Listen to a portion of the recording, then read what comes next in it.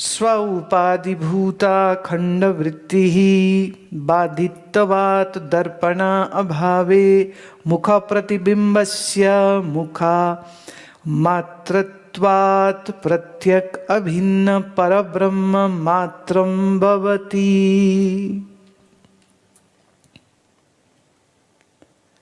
जब शीशा हो सामने तो शक्ल दिखती है, तो दो हो जाते ना, एक आपकी शक्ल, एक शीशे में जो दिखी आकृति, द इमेजरी। अच्छा, जब शीशा ना हो तो वो शक्ल कहाँ जाती?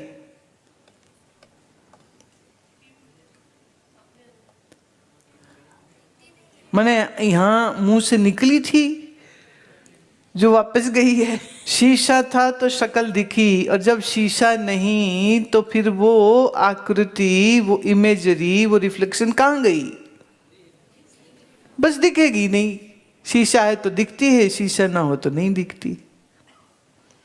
ऐसे ही ये जो तुम्हारा अपना आप है, यह ब्रह्म स्वरूप है, पर मन अगर टिका हुआ सामने होगा तो ये स्वरूप दिख जाएगा, और अगर मन सन्मुख नहीं होगा तो आप में आप ही तो ब्रह्म बैठा है, ब्रह्म कहीं गया आया थोड़ी ना।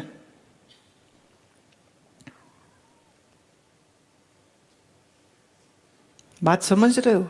शीशा है तो शक्ल दिखी। अच्छा, शीशा नहीं है तो कोई रोता हुआ तुम्हें मिले और कहे अरे मेरी शक्ल पता नहीं कहां चलेगी, अभी तो यहीं थी अब पता नहीं कहां गई, अभी तो यहीं थी पता नहीं कहां गई।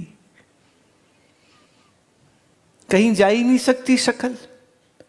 पर किसी का मन वो शीशे में दिख रही शक्ल पर ज्यादा लग जाए तो वो तो बिल्कुल रोएगा। आपने कभी नोट किया हो, चिड़िया शीशे पर आकर के बैठी रहती घंटों, किसको देखती है? अपने आप को।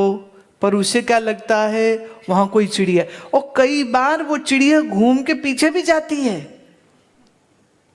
एक बार ऐसा हुआ, किसी के घर में मैं थी तो सामने वो ड्रेसिंग टेबल, पहले बहुत लोग रखते, अब रिवाज नहीं रह गया, तो ड्रेसिंग टेबल जरूर होता था। तो एक चिड़िया आई, वो बैठी रही सामने, फिर वो चोंच मारे, वो चोंच मारे, फिर दूर हट के देखे, फिर चोंच मारे, फिर वो घूम के शीशे के पीछे गई। उसे लगा इधर से होएगी, अब उधर तो कोई है ही नहीं। फिर सामने आई, फिर उसको देखती रही, फिर अपनी ही आकृति को वो चोंचे मारी। अब चोंच मारे तो लगे शीशे पर, और कई बार तो गुस्सा आ जाए तो इतने जोर से मारे फिर फड़फड़ाए कि चोट लगती होगी उसको। तो समझदार लोग क्या करते हैं, वो शीशे पे फिर एक कपड़ा सा डाल देते थे कि खामखा में को कोई चिड़िया परेशान होएगी।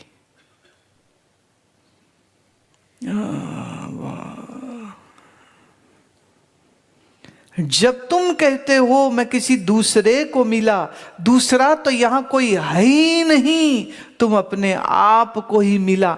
आप से ही आप चोंचे मिलाते हो और आप ही आपको चोंचे मारते फिरते हो।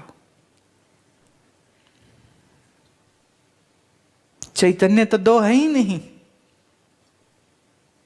एक ही अखंड प्रत्यक चैतन्य व्यापक सत्ता है। मन अनेक हो सकते हैं, चैतन्य तो एक ही है।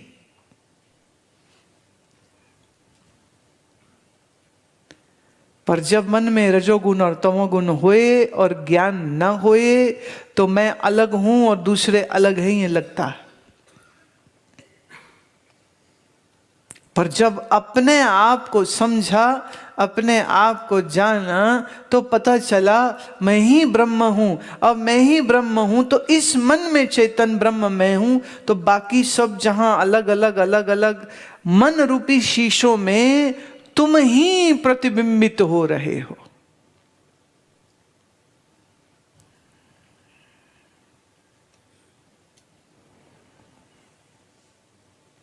जिसको तुम शत्रु मान के लड़ रहे हो वो भी तुम, जिसे मित्र मान के जुड़ते हो वो भी तुम। त्वम तत् असि। अहम ब्रह्मास्मि, मैं ही ब्रह्म हूं, मैं ही वो तत्व स्वरूप हूं। जब मैं ही वो तत्व स्वरूप हूं तो दूसरा कोई है नहीं।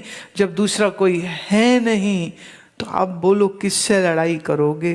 कोई दूसरा है क्या?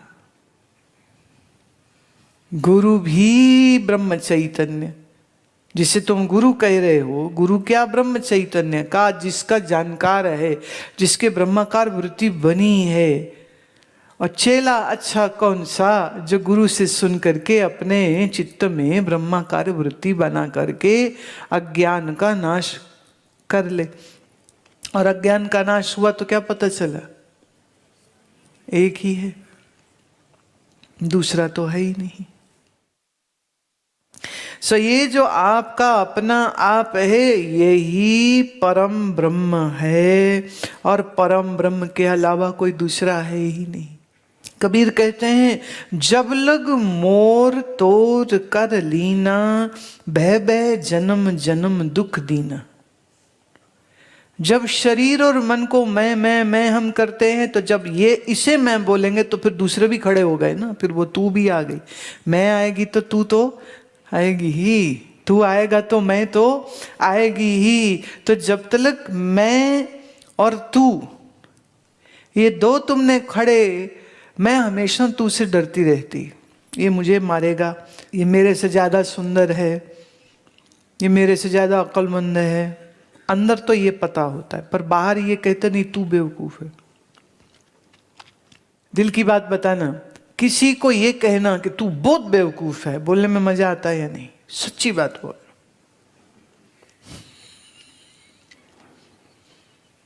अरे सच बोलो ना अब,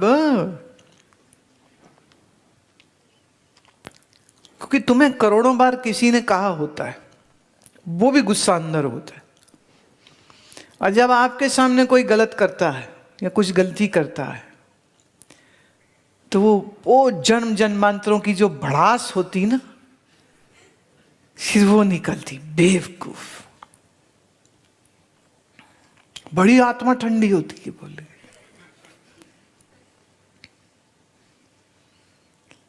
तो एक दूसरे को बेवकूफ साबित करने में जिंदगियां गुजर जाती हैं। मैं और तू ही संसार है, मैं नहीं, तू नहीं, सर्व ही ब्रह्म है, संसार खत्म।